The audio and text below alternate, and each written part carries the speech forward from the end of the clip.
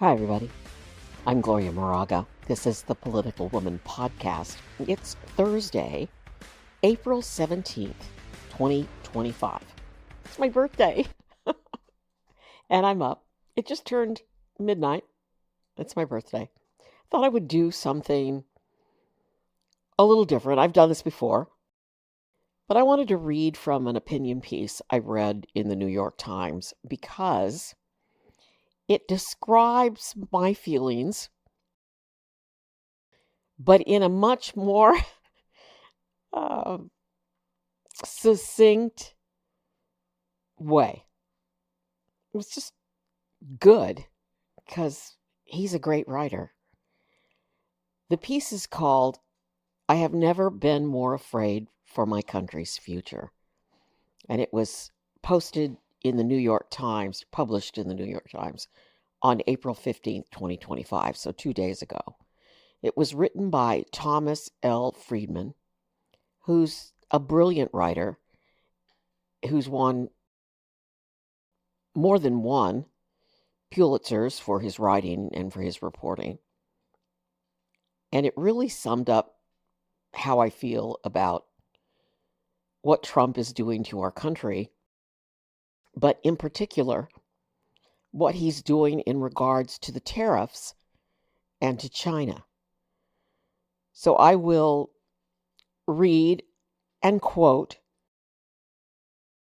and give him full credit as I share his story, and I'll interject, as usual, my thoughts and feelings. There's a picture at the top, at the front of the article, of a coal miner. And that picture, which I will share here, says so much. It says so much. So here we go, quote, the article, "I Have Never Been More Afraid for My Country's Future," written by Thomas L. Friedman. Quote, "So much crazy happens with the Trump administration every day that some downright weird but incredible telling stuff gets lost in the noise. A recent example was the scene on April 8th at the White House, where in the middle of his raging trade war, our president decided it was a perfect time to sign an executive order to bolster coal mining. We are bringing back an industry that was abandoned," said Trump, surrounded by coal miners and hard hats, members of a workforce that has declined to about 40,000 from 70,000 over the last decade, according to Reuters. "We're going to put miners back to work." For good measure, Trump added about these miners, and this is Trump speaking, "You could give them a penthouse on Fifth Avenue and a different kind of job and they'd be unhappy. They want to mine coal. That's what they love to do." End quote. I'm not reading now. This is my personal thought. The man is a lunatic. He's a lunatic. I mean, even just anybody who's watched a coal mining movie, who's read a little bit about the coal industry and the work that these men have done through this years, knows that this is all BS. He's crazy. It's unbelievable how out of touch with reality the Trump administration is.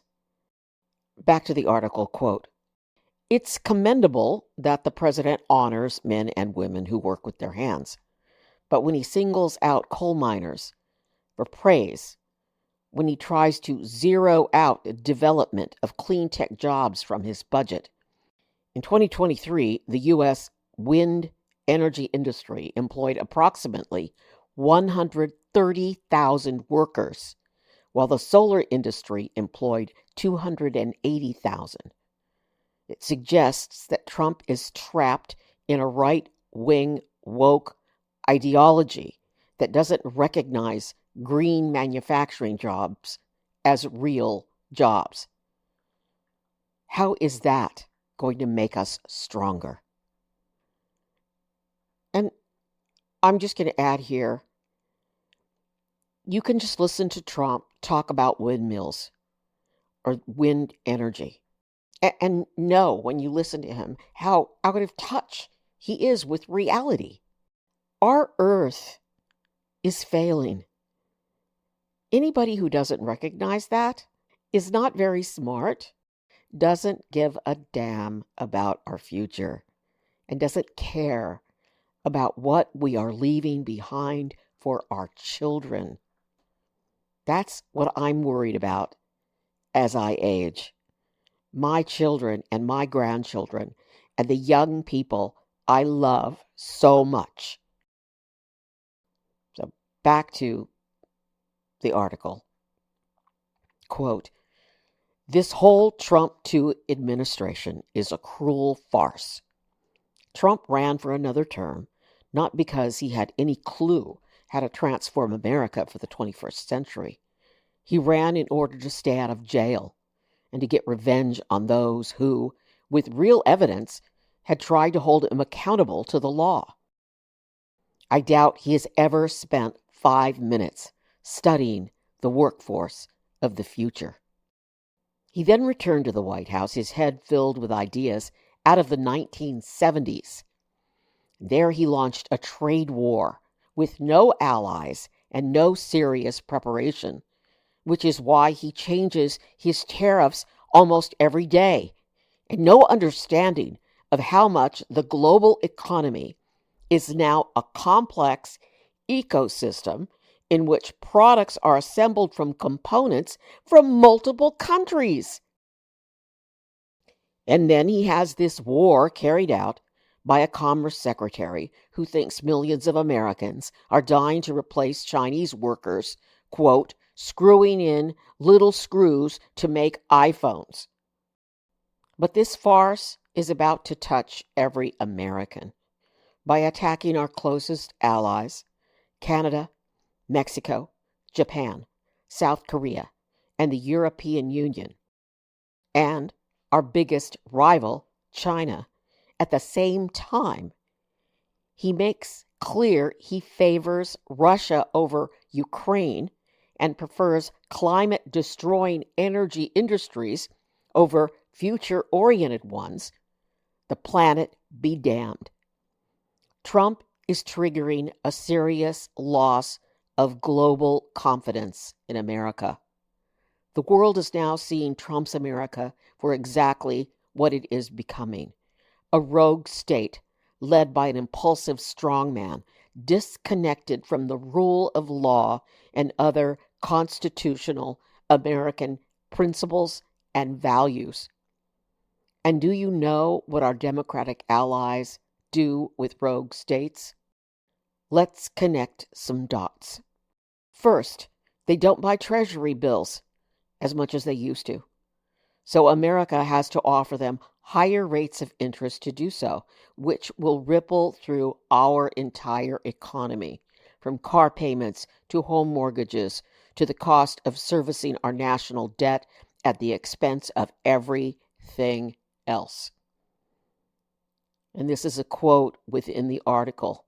Quote, "Our President Trump's herky-jerky decision-making and border taxes causing the world's investors to shy away from the dollar and U.S. Treasuries," asks the Wall Street Journal's editorial page on Sunday, under the headline, "Is there a new U.S. risk premium?" Too soon to say, but not too soon to ask, as bond yields keep spiking and the dollar keeps weakening. Classic signs of a loss of confidence that does not have to be large to have a large impact on our whole economy. And the article goes on. By the time I got to this point in the article, my heart was pounding because the man is destroying America. And I don't even grasp, I can't even understand why. I mean, I know why. He is, as people much smarter than me have said, a sociopath. He is He's lost all touch with reality, and he's surrounded by people who encourage him and validate him every day, who fawn and praise him, and it's sickening. And they're not smart, they're mean, and they're damaging. And it's tragic. And the article goes on. The second thing is that our allies lose faith in our institutions. The Financial Times reported Monday that the European Union's governing commission is issuing burner phones and basic laptops to some U.S.-bound staff to avoid the risk of espionage, a measure traditionally reserved for trips to China. It doesn't trust the rule of law in America anymore. The third thing people overseas do is to tell themselves and their children, and I heard this repeatedly in China a few weeks ago, that maybe it's not a good idea any longer to study in America. The reason? They don't know when their kids might be arbitrarily arrested, when their family members might get deported to Salvadorian prisons. My God, they're so mean, and this is me talking. This is what they want. This is what they said they were going to do. They want people to be afraid so they don't come here. And look what we're losing. Look what we're losing. He's trying to destroy our universities. And thank God, I'm so glad Harvard is fighting back. But not everybody is as brave as Harvard. There's only one Harvard. So I left off when he's talking about other countries don't want their kids to go here to study. And I don't blame them. I wouldn't send my loved ones here, not with these Looney Tunes running the country. And this is the article quote, "Is this irreversible? All I know for sure today is that somewhere out there as you read this is someone like Steve Jobs' Syrian birth father who came to our shores in 1950s to get a PhD at the University of Wisconsin. Someone who was planning to study in America, but is now looking to go to Canada or Europe instead. You shrink all those things. Our ability to attract the world's energetic and entrepreneurial immigrants, which allows us to be the world center for innovation. Our power to draw in a disproportionate share of the world's savings, which allows us to live beyond our means for decades, and our reputation for upholding the rule of law. And over time, you end up with an America that will be less prosperous, less respected, and increasingly isolated." And yes, you hear my nose running? Because I'm crying. I'm crying on my birthday as I read this because it's true. I just love this country so much. Someone in one of my posts, one of my videos I posted, someone said, "If you're so miserable here, why don't you leave?" It's like, no, I'm not leaving. You leave. Let Trump leave. This is my country. And yes, I weep for what he's doing to it. But I'm not giving up. And that's why I'm here. That's why I'm here reading this great article on my birthday to share it with you. Sorry. I'm not sorry. No, I'm not. Because this is serious. And I'm proud of what's happening in America on the other end of this. Bernie Sanders and AOC and people in Iowa in that town hall standing up and saying what's going to happen to the man who got deported to El Salvador. People in Iowa asking that question, and it makes me proud to be one of them. Back to the article. Wait, you say, but isn't China still digging coal? Yes, it is, but with long-term plans to phase it out and use robots to do the dangerous and health-sapping work of miners. And that's the point. While Trump is doing his weave, rambling about whatever strikes him at the moment as good policy, China is weaving long-term plans. In 2015, a year before Trump became president, China's prime minister at the time unveiled a forward-looking growth plan called Made in China 2025. It began by asking, what will be the growth engine for the 21st century? Beijing then made huge investments in the elements of the engine's components, so Chinese companies could dominate them at home and abroad. We're talking clean energy, batteries, electric vehicles, autonomous cars, robots, new materials, machine tools, drones, quantum computing, and artificial intelligence. The most recent Nature Index shows that China has become the leading country globally for research output in the database in chemistry, earth and environmental sciences, and physical sciences, and is second for biological sciences and health sciences. Does that mean China will leave us in the dust? No. Beijing is making a huge mistake if it thinks the rest of the world is going to let China indefinitely suppress its domestic demand for goods and services so the government can go on subsidizing export industries and try to make everything for everyone, leaving other countries hollowed out and dependent. Beijing needs to rebalance its economy.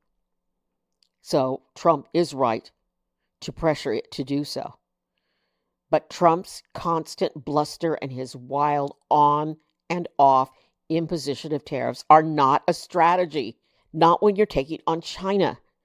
On the 10th anniversary of Made in China 2025, you see, and this is me talking now, you see, people in this country were working on Project 2025 to destroy half of the country, to pick on us and bully us if we're different than them, if we're not white, if we're not straight, if we're not phony straight, or, phony religious, because they're not really religious, because I've studied religion. I grew up going to church and studying the Bible and studying Jesus Christ, and I know what they are, what they represent, is nothing like what he wants and wanted for us. So, yeah, the 2025 people, the Trump people that are now in charge, were too busy trying to figure out how to destroy half of us because we're not like them, while China was working on this, on ruling the world. All right, back to the article. If Treasury Secretary Scott Bessent really believes what he foolishly said, that Beijing is just playing with a pair of twos, then somebody please let me know when it's poker night at the White House, because I want to buy in. China has built an economic engine that gives it options. Yeah, they talk about playing cards. We can't beat China. We don't have the cards. Back to the article, quote, the question for Beijing and the rest of the world is, how will China use all the surpluses it has generated? Will it invest them in making a more menacing military? Will it invest them in more high-speed rail lines and 6-lane highways to cities that don't need them? Or will it invest in more domestic consumption and services while offering to build the next generation of Chinese factories and supply lines in America and Europe with 50-50 ownership structures? We need to encourage China to make the right choices, but at least China has choices. Compare that with the choices Trump is making. He is undermining our sacred rule of law. He is tossing away our allies. He is undermining the value of the dollar, and he is shredding any hope of national unity. He's even got Canadians now boycotting Las Vegas because they don't like to be told that we will soon own them. So you tell me, who's playing with a pair of twos? If Trump doesn't stop his rogue behavior, he is going to destroy all the things that made America strong, respected, and prosperous. I have never been more afraid for America's future in my life. End quote. So I wanted to share that article with you because it's so damn good. And because all of this bluster with Trump and the tariffs yesterday, April 16th, the stock market crashed again. I mean, we lost, went down. And, I've got all these people on TikTok, all these Trump trolls, when I post a video saying, oh, he planned this. This was his plan. The stock market's already come back. And I answer back to them, it's not over, man. This is just beginning. This is just the tip of the iceberg. And, it's hitting the Titanic. We're in trouble here. He doesn't know what he's doing. He doesn't have a plan. He doesn't even have the concept of the plan. I just also had this great podcast yesterday from Ezra Klein, why Trump could lose his trade war with China. And Ezra Klein interviewed the writer of this article, Thomas Friedman. And Friedman talked about his recent trip to China and how all of the cell phone manufacturers in China are now manufacturing electric cars. And when you get in this electric car, it's just high tech and has a great sound system, and you plug your computer right in. And yeah. And what's Trump doing? Destroying our economy. And we're spending all of our time struggling to get a father back from the worst prison in the world in El Salvador. And they don't care. They don't care about human beings. And we've still got Elon Musk destroying Social Security and gutting it. They just tried to revamp the computer system and they did it wrong. And on and on and on. They're destroyers. It's easy to destroy. It's easy to hate. It's hard to build something up. I love Joe Biden for the infrastructure bill because I love building. I love looking at plans to build. And then I look at Trump and he's just a destroyer ripping everything down. All right, I'm Gloria Moraga, Political Woman. Please subscribe. Please follow me. I need your support, especially on YouTube. And please, more than anything, be safe. Happy birthday to me.